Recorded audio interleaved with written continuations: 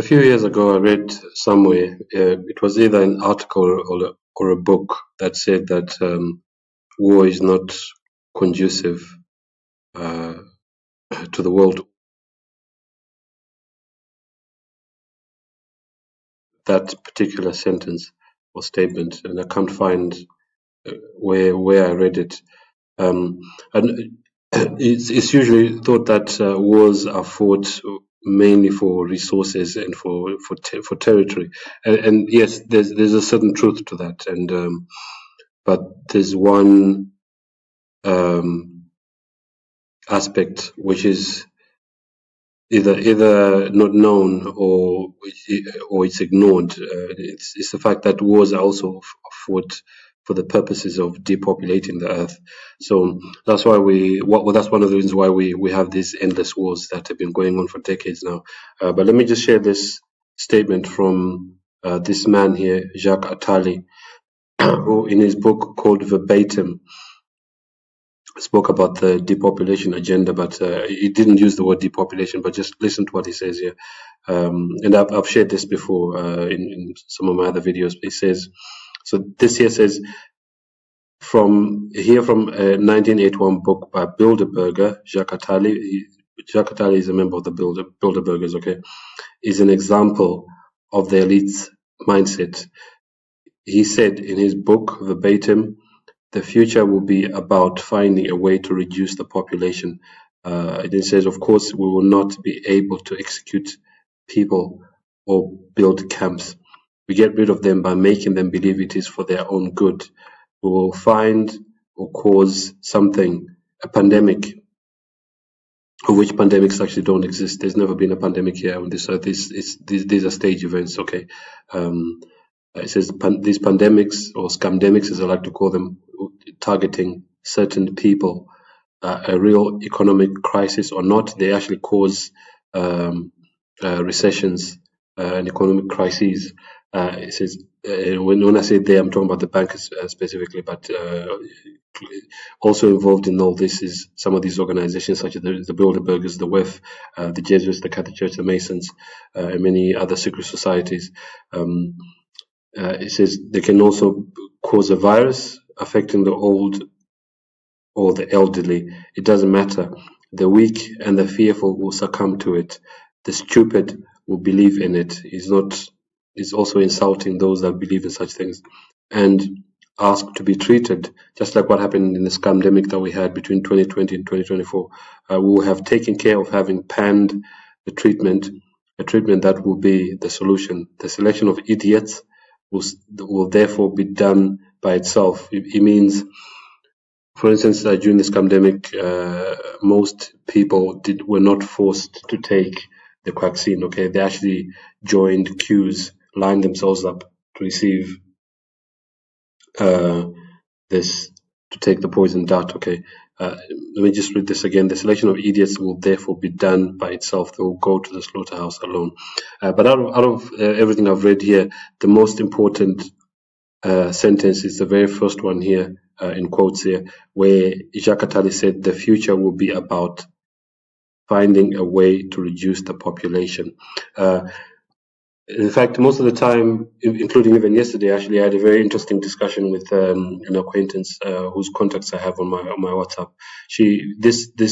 The chat that we had yesterday started with her commenting on a verse from Revelation that I shared on my status. In fact, it's the verse that talks about how the saints will sing the song of Moses. And she started with her commenting on that text, and then she said something about, in fact, I've got my phone here. She said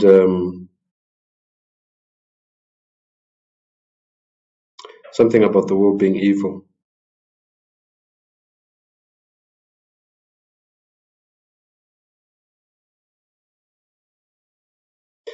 Started by saying, "Hope you're okay. This world is crazy." The comment of her saying this world is crazy was not necessarily to do with the verse, the scripture text that I shared on my status. I think it was more to do with some other stuff that I was sharing on my status, which she occasionally goes onto my status to look at what I'm sharing. And I think she's kind of, maybe that also helped wake her up to the fact that the world is not as it seems. It's not what we're being told, for instance, in the media is not exactly what's happening. There's a hidden agenda.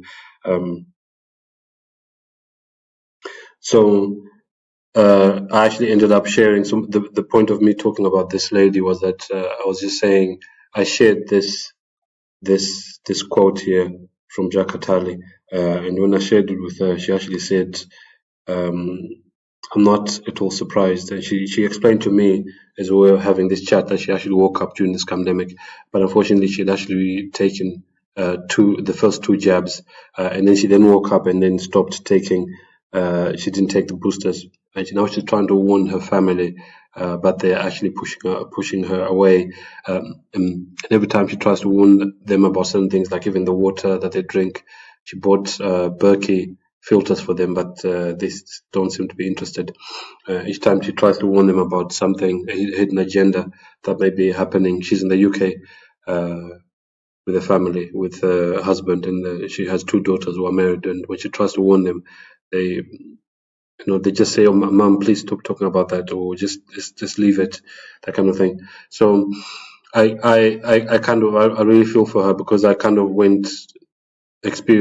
had the same experience when I tried to warn my family members and relatives and friends about the scamdemic and the poison jab. I was made to look like I'm crazy, but yeah, so I understand exactly what she's going through. But yeah, in this video, I'm mainly focusing on the real reasons for war, of which one of the main reasons is depopulation. So let me just share with you a book called War is a Racket, which was written by Smedley Butler.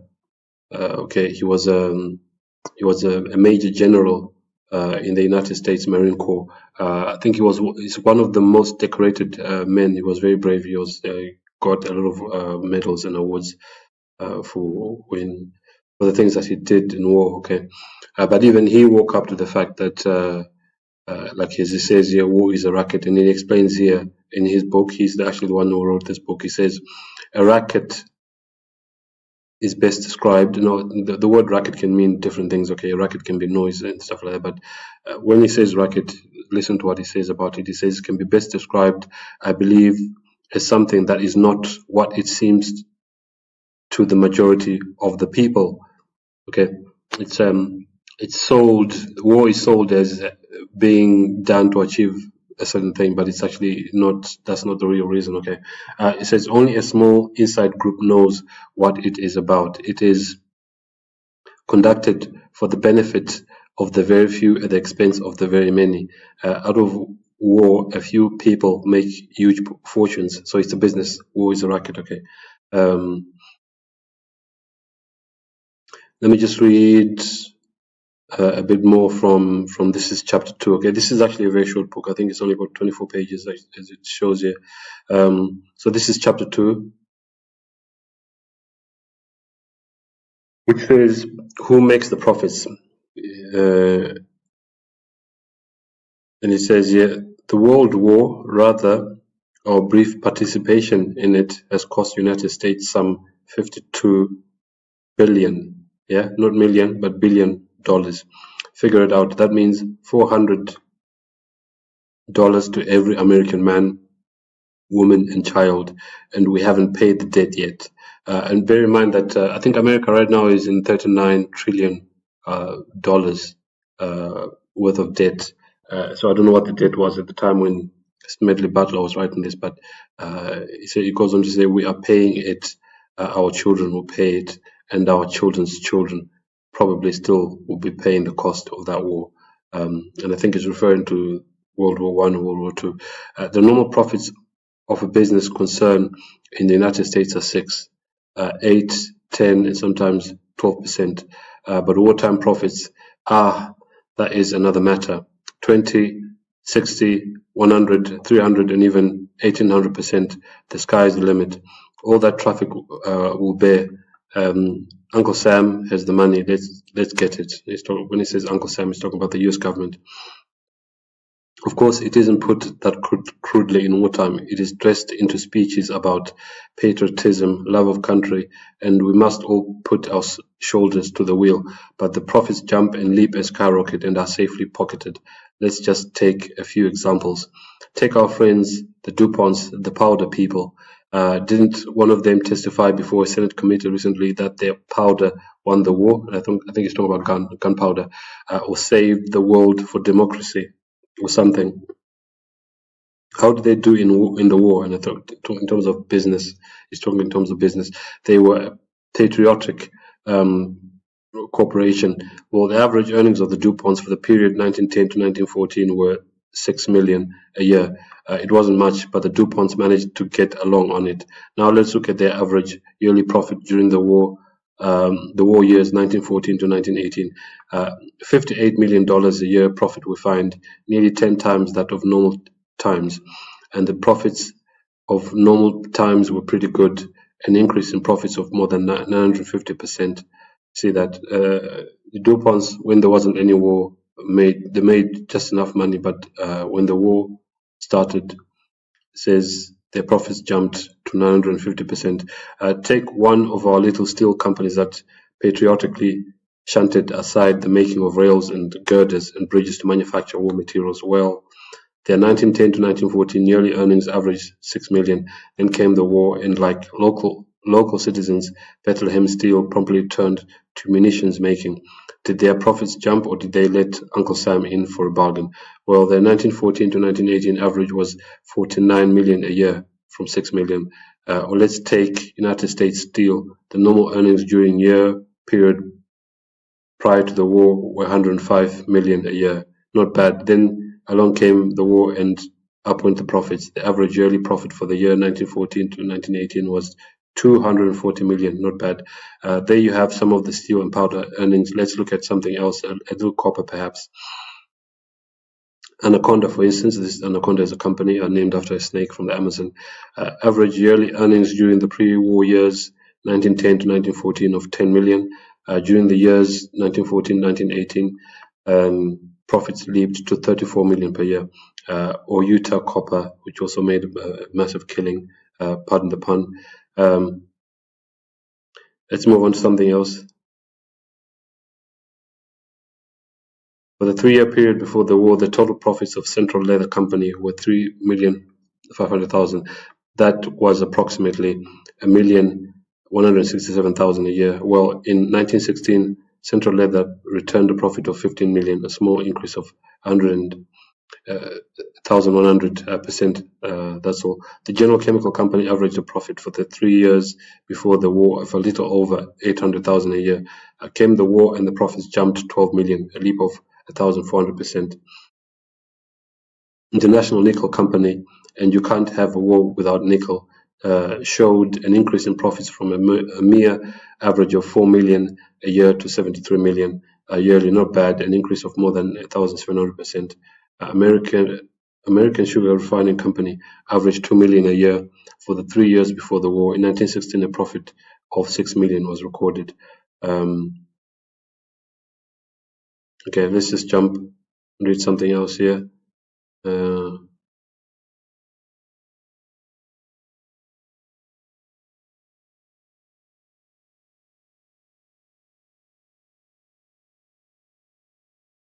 The airplane and engine manufacturers felt they too should get their just profits out of this war. Why not? Everybody else was getting theirs.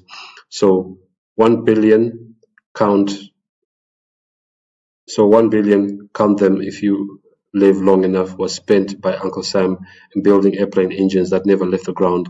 Not one plane or motor out of the $1 billion worth ordered even got into a battle in France. Just the same, the manufacturers made their little profit of 30,100 or perhaps 300%. Undershirts for soldiers cost 14 cents to make, and Uncle Sam paid 30 cents to 40 cents each for them. A nice little profit for the undershirt manufacturer, and the shocking manufacturer, and the uniform manufacturers, and the cap manufacturers, and the steel helmet manufacturers all got theirs. Why, when the war was over, some 400,000 So that's 4 million sets of equipment, knapsacks, and the things that go to fill them, crammed warehouses on this side. Now they are being scrapped because the regulators have changed the contents. But the manufacturers collected their wartime profits on them, and they will do it all over again the next time.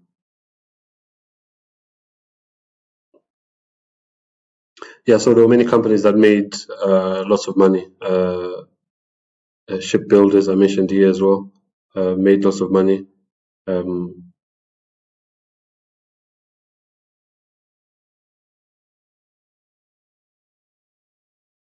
of course, nowadays, I don't think during World War II, I don't think the companies that I'm going to mention now were actually in existence. So you have Raytheon and Boeing and others.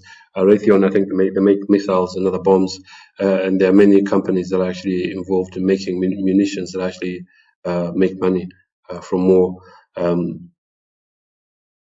So here, this book is called The Secret Terrorist. It was written by Pastor Bill Hughes, who wrote many other books as well that you can get for free. This is page 60 of The Secret Terrorist. It says here, President Kennedy sent 2 aides to Vietnam, McNamara and Taylor, who gathered intelligence that convinced him, the president, that the United States needed to withdraw from Vietnam. Their memo to the president was entitled Report of McNamara-Taylor Mission to South Vietnam. With this report in hand, President Kennedy had what he wanted. It contained the essence of decisions he had to make. He had to get re-elected to finish programs set in motion during his first term. He had to get Americans out of Vietnam. But then listen to what Fletcher Prouty says in his book, JFK, the CIA, Vietnam, and the plot to assassinate John F. Kennedy.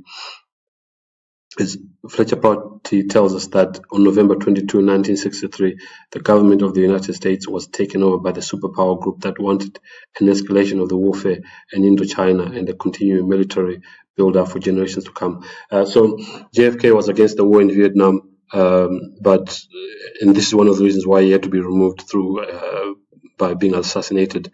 Of course, we have the issue of banking as well. He was printing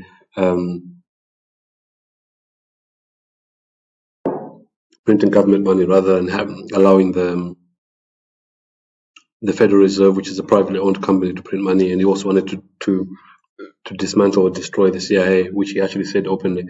So here, with regards to war, JFK didn't want an escalation of war in Vietnam. I think he didn't want war at all because in a book called JFK and the Unspeakable, I think it's called, which I refer to in one of my other videos, it says that he was communicating with Khrushchev, the Russian premier. He was doing that kind of like clandestinely, trying to avoid war with Russia, of which actually the Russian Revolution was funded by American bankers in the same way that Hitler and the Nazis were also funded by American bankers. But it says here anyway, as President Kennedy began to de-escalate American involvement in Southeast Asia, this superpower group was planning his murder. Following Kennedy's assassination, they made sure that America would remain in Vietnam for a long time.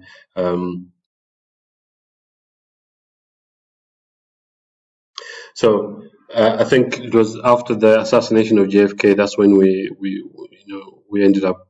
That's when these forever wars started, and I think since that time up to now in 2026, America has been involved in so many wars around the world, all based on lies, just as prophesied in Revelation chapter 13,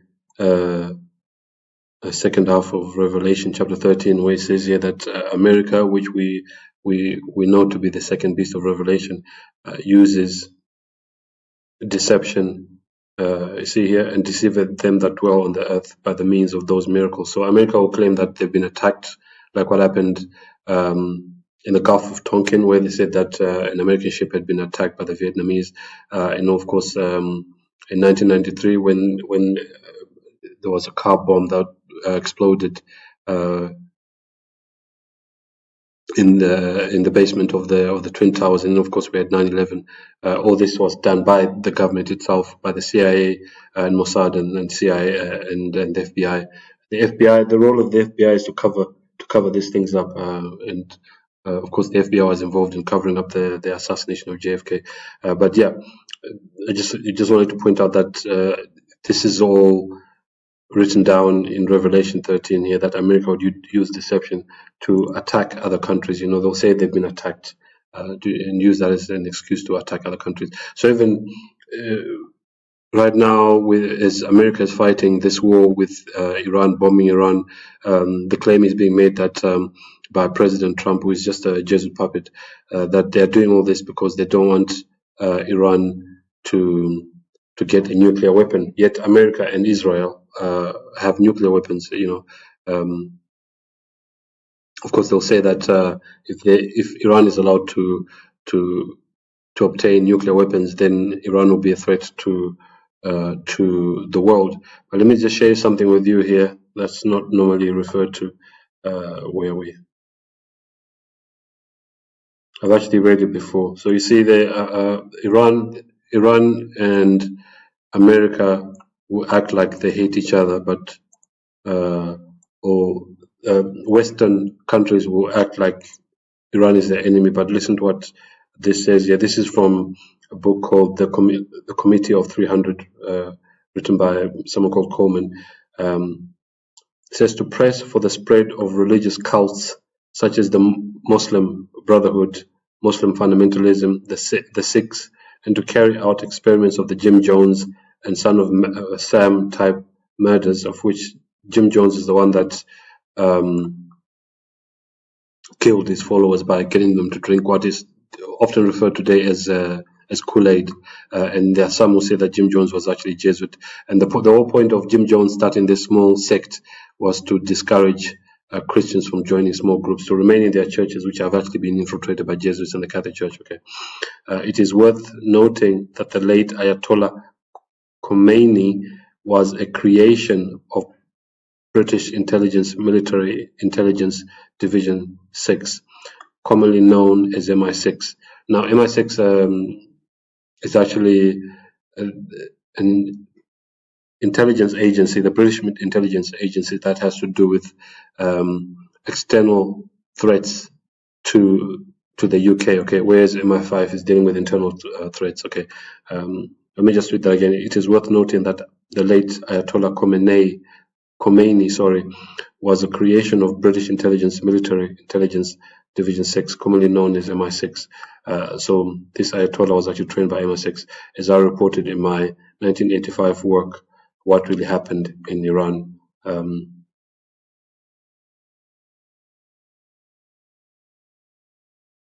So I think the comment here, this last bit here, this is actually me. I'm the one who wrote this. I said, to add to that, Islam is a creation of the Roman Catholic Church and is foreign to Iran. Iran, the religion that was predominant in Iran before Islam was actually Zoroastrianism, which is actually to do with sun worship. So Islam is foreign to Iran and was forced on Iranians by the Islamists who took over after the Shah was removed. So I think this is the last thing I'm going to share with you in this video, which I've also shared many times. This was Michael Tamburini, the Jesuit general at the time when this was written. He said he was speaking to a French lord, and he said, see, my lord, from this room I govern not only Paris but China, not only China but the whole world, without anyone knowing how it is managed. In fact, the general of the Jesuits is known as a general because he's a leader of a military organization. In fact, the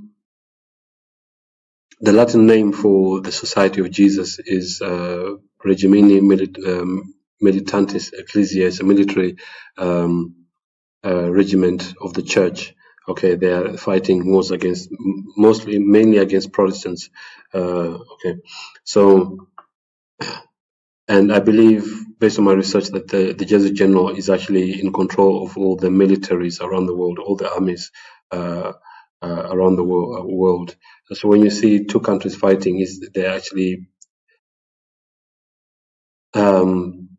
both militaries in the 2 or 3 countries that we're fighting. Sometimes they're all controlled by the Jesuit general. I think I've shared that information with you many times. That's what I want to share to you with regards to war and why. For instance, right now America is bombing Iran, and I also made a video at the very beginning of the year predicting what would happen in 2026. Not that I'm a prophet, but based on what we've seen happening in the past, that one of the things that will happen is wars will carry on, and I believe wars will carry on until the second coming of Christ, until Jesus puts an end to what's going on here on this earth. So we're going to continue seeing wars. Perhaps the war in Iran will end, and then there will be another war that will start somewhere else. Yeah. So don't believe anything they say about the reasons for war, including this war with Iran. And it's not even Israel that's causing America to go to war with Iran. It's America was set up to fight wars on behalf of the papacy, because the papacy doesn't have an army of its own, so they use they use America, which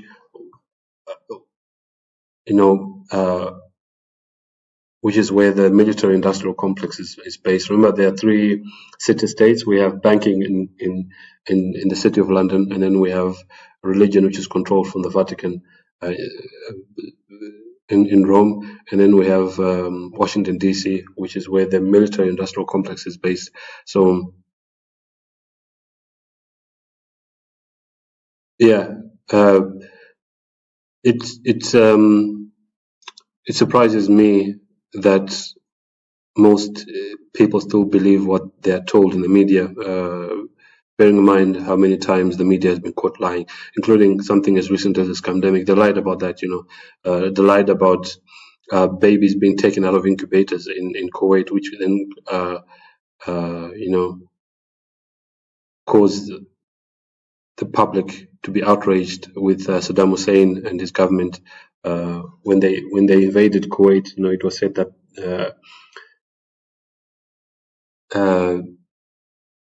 Iraqi soldiers were taking babies out of incubators and putting them on the floor, which turned out to be lies. Of course, the Gulf of Tonkin turned out to be lies. 9/11 was a lie.